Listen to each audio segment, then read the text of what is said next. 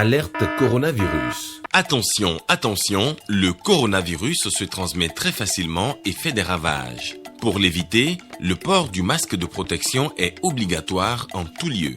Dans l'administration publique ou privée, dans les réunions, les rencontres, dans les marchés, les magasins, les boutiques et lors des déplacements, le port du masque est obligatoire. Même dans les lieux privés, dès lors que l'on n'est pas seul, le masque doit être le fidèle compagnon.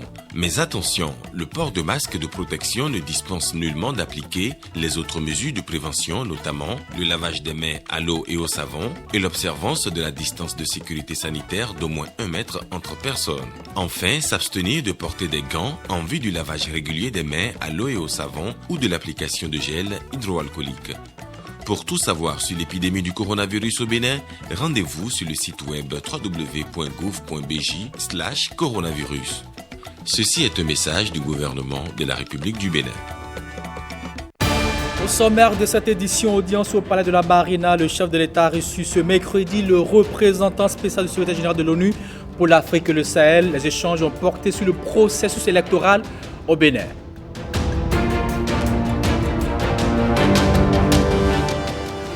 Présidentielle 2021, la LEPI, la liste électorale permanente informatisée, a été officiellement transmise à la Sénat ce mercredi. Plus de 5 millions d'électeurs y sont inscrits.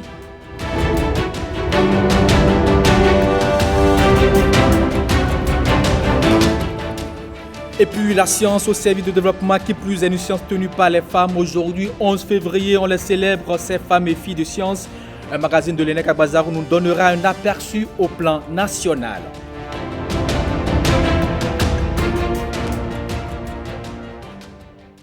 Bonjour à tous et bienvenue dans ce 13h. Le président Patrice Talon a reçu hier mercredi le représentant spécial du secrétaire général de l'ONU pour l'Afrique et le Sahel. Les deux personnalités se sont entretenues sur le processus électoral en cours au Bénin, suivant respectivement le représentant spécial du secrétaire général de l'ONU pour l'Afrique et le Sahel et le ministre des Affaires étrangères aux sorties de l'audience, au micro de Gérard Humbo, Jean Obimen et Patrick Belengue. Je suis ici en visite de solidarité au Bénin qui se prépare à aller à les élections présidentielles le 11 avril prochain. Avec Monsieur le Président, nous avons discuté l'impact économique et social de la COVID au Bénin, ainsi que les préparatifs pour les élections présidentielles. J'ai félicité le président pour les efforts déployés pour contenir la pandémie à COVID-19. J'ai également rendu compte au président de mes échanges avec les institutions en charge des élections, les partis politiques, la société civile et la communauté internationale au Bénin. Nous constatons à 60 jours des élections des divergences entre les acteurs politiques sur les modalités de participation à ces élections. Afin d'assurer une élection apaisée, pacifique, crédible et inclusive, j'invite tous les parties prenantes à continuer de privilégier les concertations. J'ai réitéré à M. le Président de la République la disponibilité des Nations Unies à accompagner les efforts du Bénin pour la consolidation de la paix, de la sécurité, de la stabilité et pour la réalisation des objectifs de développement durable. Le Président a présenté les réformes qui sont en cours dans notre pays, a présenté celles pratiquement parachevées du système électoral, du système politique, et informé le représentant spécial des conditions dans lesquelles ces élections se préparent et du climat de sérénité qui règne au niveau du gouvernement, mais aussi au niveau des institutions du pays. Donc je dois vous dire que la mission des Nations Unies, qui est une mission qui, lorsque un tel processus se met en place, a lieu pour exprimer la solidarité, comme le secrétaire et le représentant spécial viennent de le dire, a été informé des conditions idoines qui sont en train de se mettre en place pour que nous ayons des élections apaisées, ouvertes, qui puissent permettre à nos citoyens de choisir leurs dirigeants. Et puisque nous parlons des élections présidentielles, il y a la remise officielle de la LEPI à la Sénat par le COS LEPI. Plus de 5 millions d'électeurs inscrits et plus de 7 000 bureaux de vote. C'est l'essentiel à retenir de l'affiche générale des données de la LEPI actualisée avec une progression de 5,7% d'électeurs de 2022-2021. Osasu Nouvour et François Zissou étaient à la Sénat. Voici les images. Le disque dur que contient toutes les données. Ce disque dur réceptionné par le président de la Sénat est la mémoire électronique de la liste électorale permanente informatisée. Une liste électorale actualisée par l'institution chargée de sa gestion, COS LEPI. Du fichier électoral national, nous avons pu extraire la liste électorale permanente informatisée LEPI. Un total de 5 523 524 électeurs en ligne incorporant les bénins de l'extérieur qui sont de 45 543. Arrimés à 7 860 centres de vote, dont 11 à l'extérieur. Cet effectif de la LEPI intègre les nouveaux inscrits et les nouveaux majeurs en référence à la date du scrutin de l'année 2021. Nous avons un total général en 2020 de 5 235 609, donc le taux de progression global est de 5,5%. Elle intègre cette liste la diaspora malgré des contraintes opérationnelles Covid-19 et bien au-delà d'autres défis statistiques ordinaires. Ces difficultés sont essentiellement liées d'une part aux exigences légales de la radiation et d'autre part aux insuffisances, voire imperfections de notre état civil, notamment la tenue des registres de décès et la délivrance des actes de décès nécessaires à l'appurement de la liste depuis 10 ans. Une étude de l'Institut national de la statistique et de l'analyse économique, INSAE, dont copie vous sera transmise officiellement, Monsieur le Président, ressort une estimation des décès qui serait utile d'en tenir compte. Accusant réception d'une liste électorale actualisée à l'usage de la prochaine présidentielle, le président de la Sénat rappelle son rayon de responsabilité. L'élaboration d'une liste électorale, comme je le dis souvent, est une affaire de l'institution que constitue le COS LEPI. Ça veut dire tout simplement que s'il y a des problèmes, n'importe quel citoyen peut s'adresser au COS LEPI et je suis certain qu'il trouvera satisfaction. Une mise au point du président de la Sénat presque anticipée par les assurances données par le président du COS LEPI.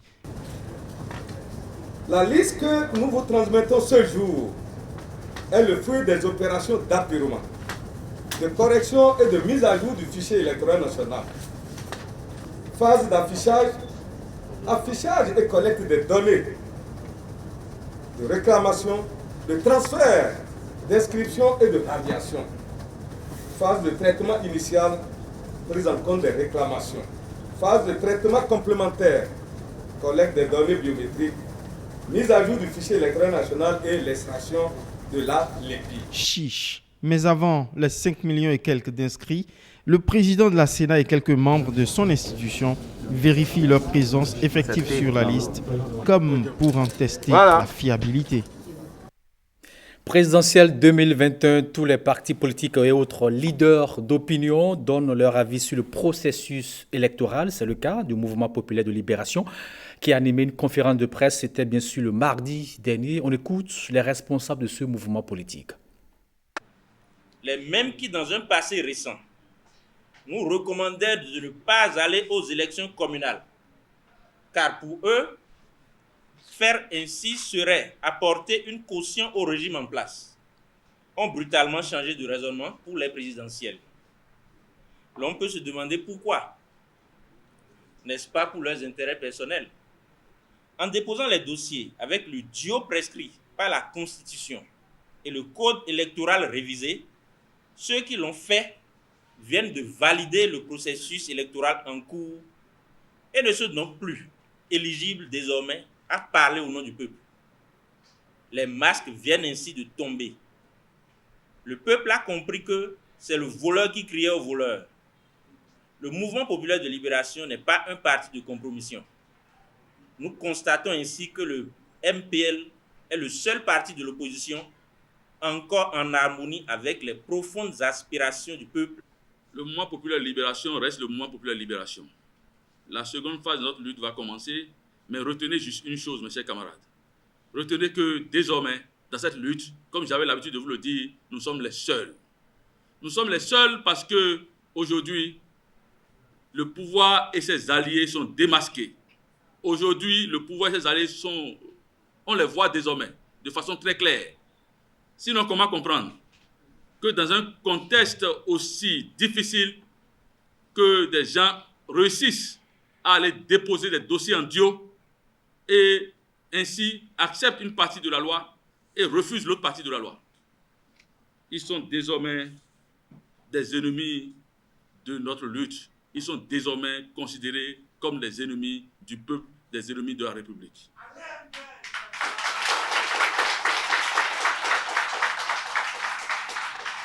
On nous a, dans ce pays, annoncé, j'en ris à la limite aujourd'hui, l'arrivée du grand parti de l'opposition, le seul parti de l'opposition. Non, l'éléphant est apparu avec un pied cassé.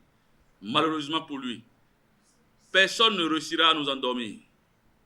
C'est pour cela d'ailleurs que je souhaiterais qu'après que chacun s'approprie le texte qui a été lu par notre secrétaire général, pour comprendre qu'en réalité, la seule force qui est à même de garantir l'avenir pour ce pays s'appelle le mouvement populaire de libération et les masques sont désormais tombés.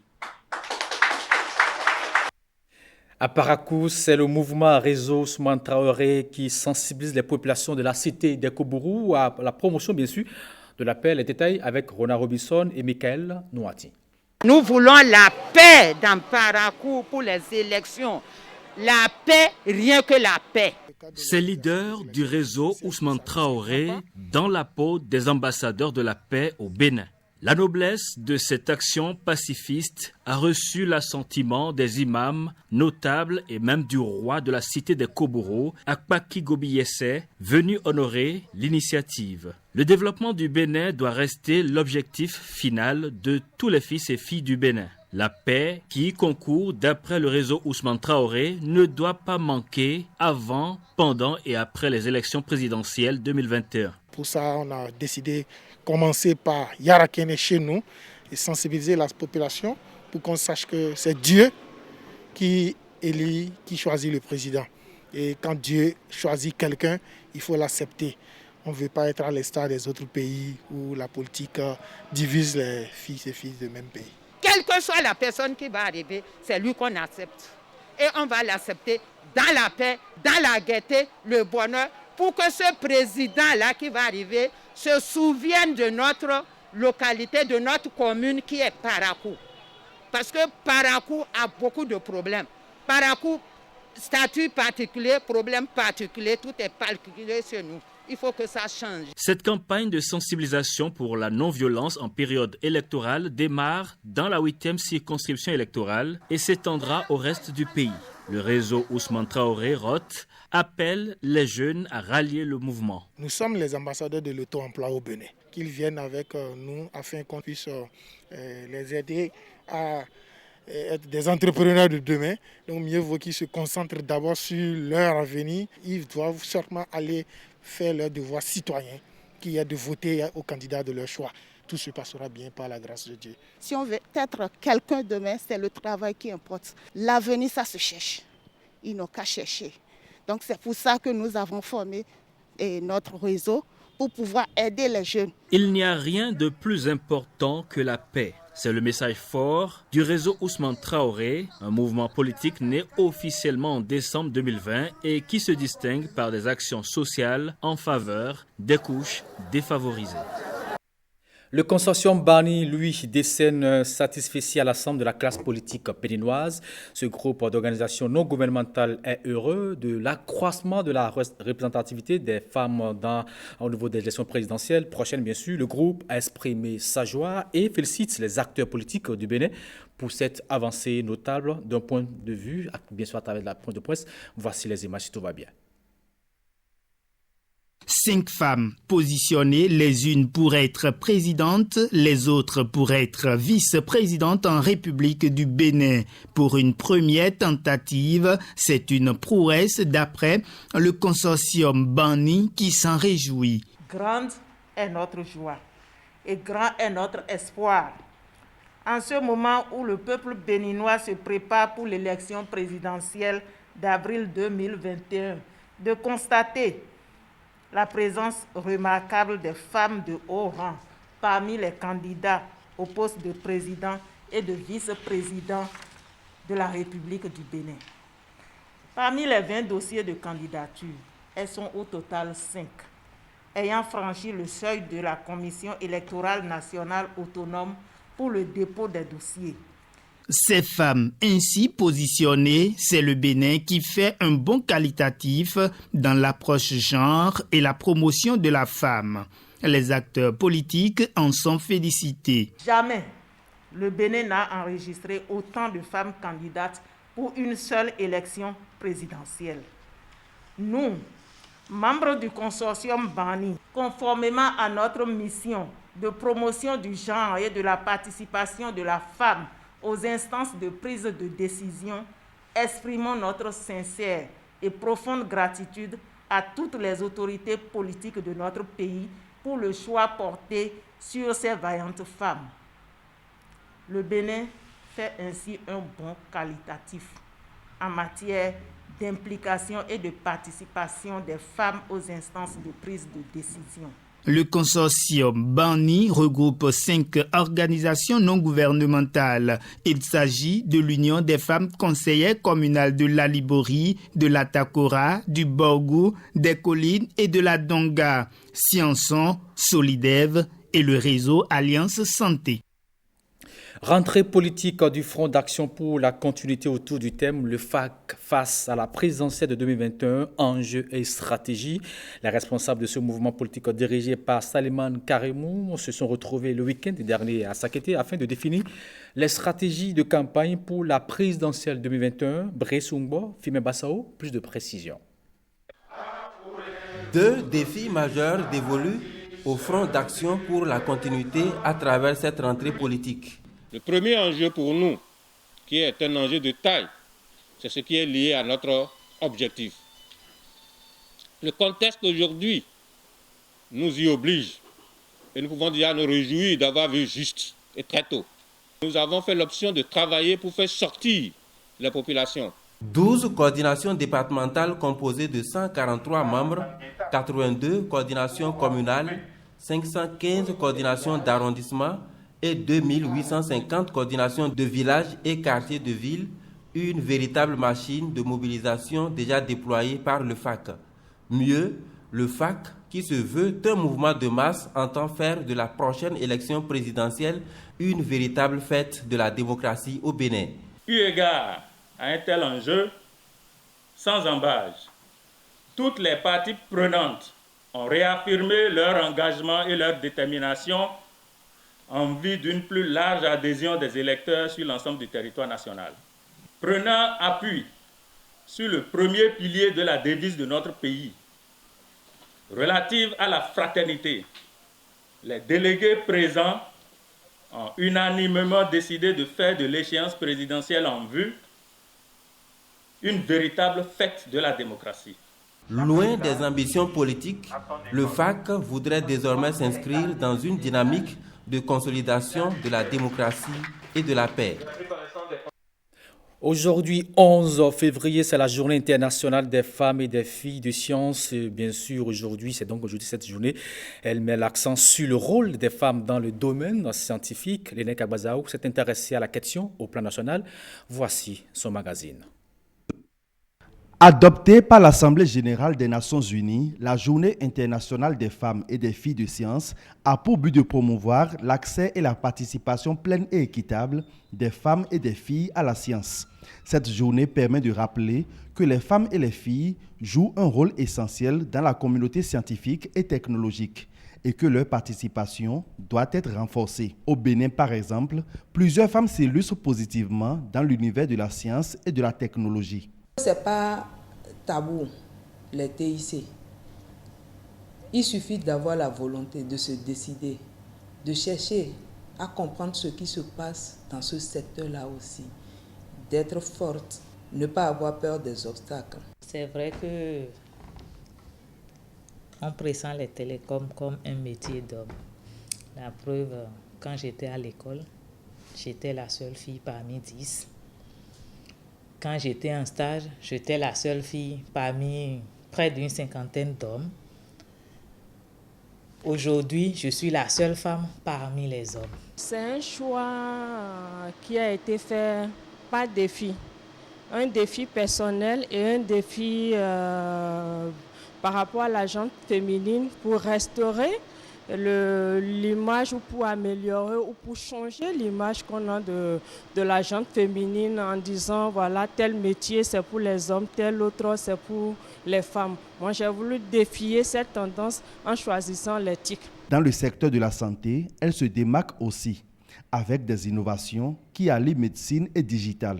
Lesquelles innovations sont une contribution à la lutte anti-Covid. Alors, Go Médical, c'est une application e-santé que j'ai la chance de diriger. C'est une application faite par les Béninois pour les Béninois. C'est vraiment de rapprocher le patient du médecin, permettre au patient de trouver assez rapidement un médecin dans sa zone pour pouvoir s'y rendre. Covid oblige, c'est permettre aux citoyens de pouvoir parler avec un médecin en ligne sans avoir à se déplacer. Donc c'est un peu ça, Go Médical, c'est une application pour le patient, une application pour le médecin qui reçoit ses rendez-vous, mais également une application pour le centre de santé qui peut gérer tous les employés. Quand je parle d'employés, je parle de médecins, secrétaire médical, etc.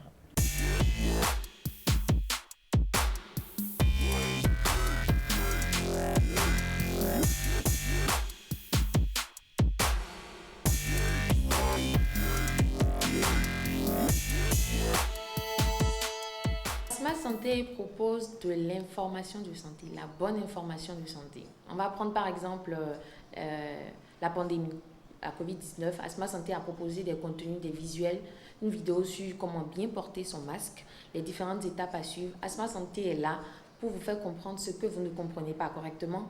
Asma Santé est là pour effacer les idées reçues qu'on a sur tel ou tel médicament. Asma Santé est là pour vous montrer que votre pharmacien, c'est le spécialiste du médicament et c'est surtout un professionnel de santé de proximité. Tout n'est pas rose pour ces Amazones des temps modernes, dans un contexte socio-culturel qui relègue la femme au second plan. Mais elles arrivent à faire montre de combativité. Quand on s'attaque à un challenge, il ne faut pas espérer que le chemin soit tout tracé. Parce que si c'est tout tracé, de toute façon, il n'y a plus de challenge et ce n'est pas passionnant. Donc, on a des hauts et des bas. Et le plus important, c'est de pouvoir se focaliser sur le pourquoi on fait tout cela. Et cela ramène en fait au sens de la mission, pouvoir avoir une idée claire de où est-ce que vous allez et pourquoi est-ce que vous le faites. Ce qui fait que quand ça semble tout désert, quand ça semble désespéré, en se focalisant sur la finalité, on arrive toujours à retrouver le chemin initial et l'orientation à garder. Les grands défis de l'agenda 2030 pour le développement durable, qu'il s'agisse de la santé, du changement climatique ou des technologies, exigent la formation d'un maximum de talents féminins. C'est pourquoi il est impératif d'augmenter le nombre de femmes actives dans les domaines scientifiques. La diversité dans la recherche élargit le bassin de chercheurs, apportant ainsi de nouvelles perspectives et de la créativité. Félicitations à toutes ces femmes de science. Le microcrédit à la FIA, c'est une initiative du gouvernement pour aider les femmes et les jeunes à sortir de la précarité. Le ministre des Affaires sociales et de la microfinance a saisi l'occasion au cours de sa tournée à l'intérieur du pays pour expliquer à la population les avantages du microcrédit. Voici le point avec Abdulofou Idrissou et Roland Tchanka. Environ 100 personnes ont bénéficié du microcrédit à l'AFIA dans la commune de Niki. En termes de niveau de déploiement, les objectifs sont loin d'être atteints. Pour bénéficier de ce crédit, il n'y a pas grand-chose à faire. Il suffit de se mettre en groupe de 3 ou de 5 personnes. Pourquoi il faut se mettre en groupe de 3 ou de 5 ? Parce que nous avons voulu qu'il y ait de la solidarité entre vous. Bien que vous soyez en groupe de 3 ou de 5, le crédit, il est individuel. Ce n'est pas comme avant où c'est le chef de groupe qui prend l'argent et qui donne aux autres. Ici, on a mis en place une technologie qui fait que le crédit va aller directement dans votre téléphone portable. Lorsque le crédit vient, vous allez recevoir un message qui vous dit « Ah, vous avez reçu votre microcrédit à l'AFIA ». Après cela, vous irez vers un agent Mobile Money, un agent de Move, un agent de MTN, vous récupérez votre crédit. Le microcrédit, dans sa nouvelle version, a vocation d'apporter le bonheur dans les familles. Donc non seulement le taux a été revu et il est maintenant de 4% pour 6 mois, mais tous les intermédiaires, tous les frais supplémentaires ont été complètement revus. Il y avait des cartes qu'on payait à 5 000 francs avant, ça n'existe plus. Lorsque vous créez le dossier avec l'assurance et les frais de dossier, cela ne dépasse pas 1 000 francs. Et sur un crédit de 50 000, donc le taux d'intérêt, c'est 2 000 francs en 6 mois. Même les frais, parce que vous savez que quand on fait des mobile money pour envoyer de l'argent et qu'on sort, il y a des frais que les compagnies de téléphonie mobile prennent. Ces frais sont pris en charge par l'État. Je voudrais aussi vous apporter la précision que le chef de l'État, il y a un peu plus d'1 an, avait promis 10 milliards pour les microcrédits à l'AFIA et ces 10 milliards sont à la disposition du Fonds national de la microfinance. L'argent est là. Après l'étape de Niki, le ministre et sa suite ont été reçus au Camp Peul dans la commune de Kalalé, jusque-là ignorant de la réalité du microcrédit à l'AFIA. Un accueil sobre qui n'a rien enlevé au message de Véronique Toinfodé. Après l'exercice, le ministre des Affaires sociales et de la microfinance a invité les bénéficiaires à toujours rembourser leur crédit pour la pérennité du projet. Alerte coronavirus. Attention, attention, le coronavirus se transmet très facilement et fait des ravages. Pour l'éviter, le port du masque de protection est obligatoire en tout lieu. Dans l'administration publique ou privée, dans les réunions, les rencontres, dans les marchés, les magasins, les boutiques et lors des déplacements, le port du masque est obligatoire. Même dans les lieux privés, dès lors que l'on n'est pas seul, le masque doit être le fidèle compagnon.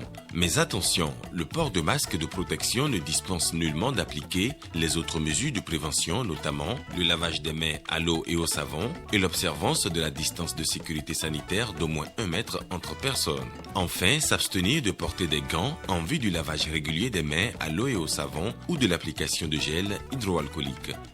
Pour tout savoir sur l'épidémie du coronavirus au Bénin, rendez-vous sur le site web www.gouv.bj/coronavirus. Ceci est un message du gouvernement de la République du Bénin. Voilà qui vient boucler cette édition de la mi-journée. Merci d'avoir suivi et passez tous une très belle journée. À demain pour notre rendez-vous.